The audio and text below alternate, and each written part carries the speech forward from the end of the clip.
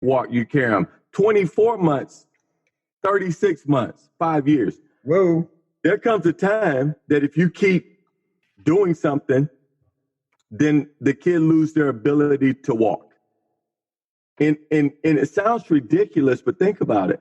How often do we want so much for our significant others, for our children, for the people that we love, that we don't allow them to get strong on their own? That's a habit. That's enabling. You know, a big component of developing positive habits relates to a deeper understanding. True. Yeah, I think so. Wow. But again, even there, and I'll tell you another thing too. If you have a habit of doing everything yourself, I mean, like I said, almost everything we could do it or we can overdo it, Steve. So think about this for a second. If it is to be, it's up to me. People love that one. People love that. It's wonderful. One. Remember, we had this conversation with Marcel. So you can overdo that. If it is to be, it's up to me. I have to do it all by myself. I can't do it for you, Lefford.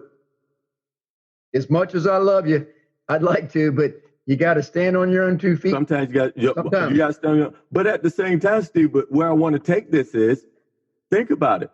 If the only thing that could get done, I got to do it myself, that means I can't accept help or I refuse to take help. There are times that we need to get help. So you can even be, it's not self-sufficient. You can be into a point where, hey, Steve, let me help you. No, I got it. Nobody else can do it as good as I can. And it's a habit of you doing your own thing.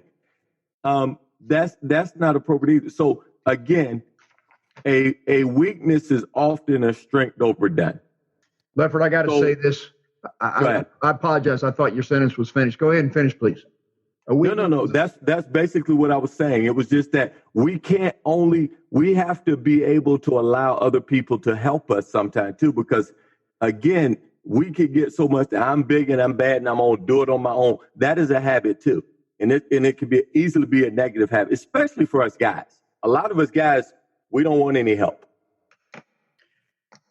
One of the things that I want to speak to what you just said is that people that don't have the proper trust and respect of someone else, we all need mentors at one time or another or forever. When you feel like you don't need a mentor anymore, you're going to stop growing. When you think I've got it all now I don't want to take any more mentoring from anybody. There's always, and even if it's the Lord himself and through the good book, keep growing. But you said something a minute ago. We're talking about people that are over independent, that don't recognize that they need to be involved with other people to help grow. They develop a lack of trust for others.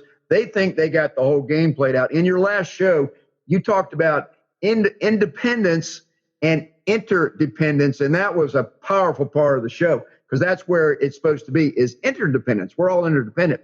Well, I was talking about your show with a really good close friend of mine that I greatly respect. His name is Ken Whitley. And when I told him about the themes of the show that you had just done, he said, well, when people get to where they don't do what they say they're going to do because they can deal with it by themselves and they don't really care about whether other people, in other words, people that don't say they're going to do what they're going to do, sometimes they don't really care about taking the experiences of others, like Napoleon Hill said in the 57th and the greatest of them all, where it's time you look in the mirror and sit back and say, I can't do this. I'm not that good. I need others to help give me some direction or to learn from some others.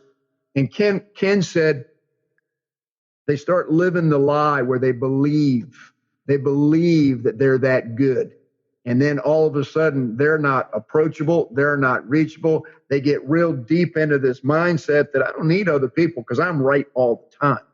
So how do we change a mind like that? The thing I was smiling a minute ago was simply this. Way back when, back in the 70s, I think it was, there was a TV commercial that was real popular. Mother, please, I'd rather do it myself. just, I don't need your help. But the kid that said that was totally wrong, but the mother was trying to be there, being pushed away. Lefford, let me give you the straightforward, I'll put all that into one question. How do we get people that are rejecting the friendships and the love of other people? How do we get closer to them so that they start realizing that they need to maybe start changing some of their habits and become a little bit different person because it's for their own good, but they just don't understand that? You asked that question, 15 minutes left in the talk. Yeah, we got them. Yeah. Love them. And it's tough. Exactly. It's a tough thing because sometimes people have lost trust. And because they lost trust, they feel that the only person that they can depend on is themselves. And some of that is, again, is the social network, is nurture, is who they've been around. But the dangerous part about that is that no man is an island, no woman is an island. We need each other. We're social beings. So one, you have to build up trust, and the person has to know that they could trust somebody to come in their lives and to be there for them and help them. But Steve, this isn't easy because, again, I've been hurt before, and I told myself stuff like, you know what, I'm just going to do it myself because it's easier. I'll never be disappointed, or I might not be able to do something, but I won't be disappointed if I don't put my trust and faith in somebody else. And I think that's the deal. We got to get them. We got to let people understand that we're there for them, and we got to love them. And when we love them, we can step in there and support, but also recognize that sometimes it's not that they are against us. It's that they're for themselves. Oh, I agree with that 1,000%. Lefford. But they also have to hear that, you know what, I'm there for you, and you got to be there for them, and then kind of show them where their faults come. I worked for a guy named Lieutenant Colonel James Dickerson years ago, and he used to say, I will never paint somebody into a corner, but I will shine the light into the corner to see where they are so they can see. And so sometimes we have to bring a person up to a level of awareness to see that what they're doing is not serving them well. Can you give a little example? I'm going to throw this at you. I'm involved in a lot of stuff every day that you just talked about. People that are real headstrong, people that don't trust other people, people that are, they, in my whole program as a base, I've said it on my whole 165 shows here, they got to know you love them before they're going to respond to you, of course. They got to know you care. But so what is it? What's that expression? Give it to me again. Jeff Heiser gave it to me. They got to know you care before they, people don't care how much you know unless they know how much you care. Thank you. It's been a while since I spoke that phrase, but here's what I'm saying. A lot of people think that when you're truthful and honest, you said love and also truthfulness, okay? But you gotta give it to them without embarrassing them and hurting them. There's a real, it's out of love, but sometimes out of love we have to show people the truth. And when we embark to do that, when we set out to do that, a lot of people call it hard love. I'm not saying that's the only, everybody knows hard love, but this is real love. But you said with Dickerson, shining the light, that is the most beautiful thing. So I'm going to take you back into your life a little bit, Lefford. Lefford Fate, this is your life. You've talked about Sergeant Gunther over and over again with me. And I got to tell you, he loved you. He helped you. He became a man that you most admire in your life, basically. He had great, great impact on you. But in his own loving way, he put a boot up your butt. He did. But what he did was he recognized what I needed. And sometimes tough love is important, but love. And see, sometimes people are just tough. There's a big pause, and then there's the love. If I don't know that you love me and you're tough on me, is that helpful? No. Exactly. No, they'll reject you. Exactly. And what I find that some people do, they come tough first without the love first. Love is always first. Love is always Absolutely. first. So they got to know you love them.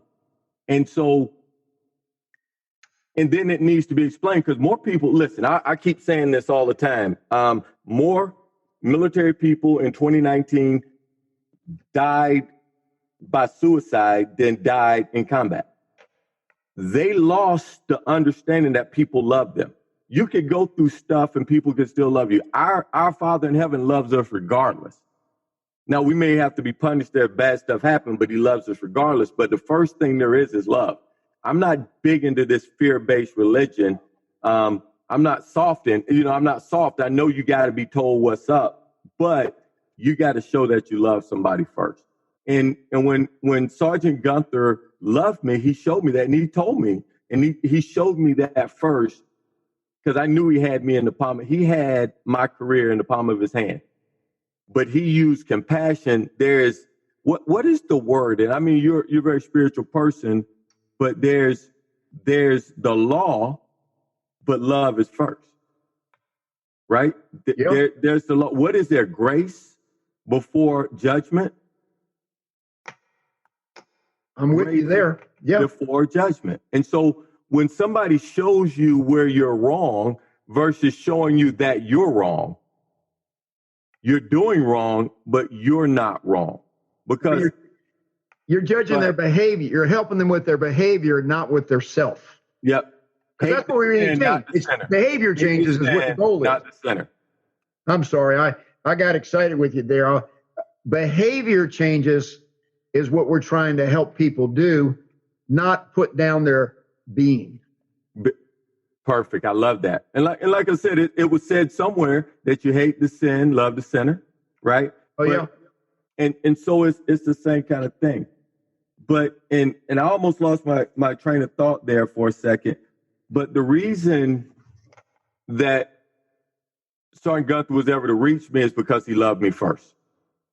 And he showed me that love. Even though he showed tough love, he showed me that he loved me first. But let's go back to this whole thing. And that's a habit, because he had a habit of being good to people regardless. It wasn't like every once in a while I'm good to people. He was always a good person, right? And because it was behavior. And because I always saw him doing the right thing, I wanted to be like him. I saw that if you act a certain way, you get a certain result. And I was like, I wanted to be like this guy. I wrote something down and I wanted to go back to it. All of our successes and our failures are a result of our habits, right? Everything. Our habits determine if we got positive or we got negative. So you asked me a question a little bit earlier. How do we show people the direction to go? I would ask you to do this, kind of like when we were talking about budgeting the other day.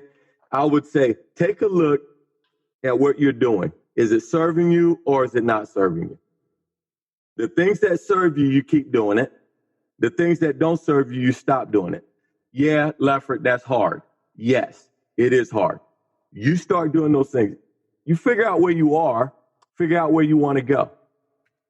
If I want to get out of debt and I'm spending money on frivolous things that don't matter, and I look at that and say, you know what? One of the reasons that I don't have what I need because I'm abusing my money, I'm not doing the things I need to do, so I'm going to stop doing this. So you can't just stop without making another habit. So instead of buying this, I'm going to save this. And instead of eating this, I'm going to eat that. Behavior, if you want to change a habit, I don't necessarily think you could change a habit, but you replace one habit with another. Does that make sense? Yes, it does. It does. And that's what I think we need to teach people to do. Actually sit down, knee to knee, talking to people and say, okay, how is it working for you? How can I help you? And this is a direction. Don't make people feel like they're failures because they get something wrong. It's just we need to replace this habit with this habit. Because as I'll go back to say, thoughts become your words, words become your actions, actions become your habits, habits become character, character becomes your destiny. Same thing. if you keep doing something over and over and over and over, you're going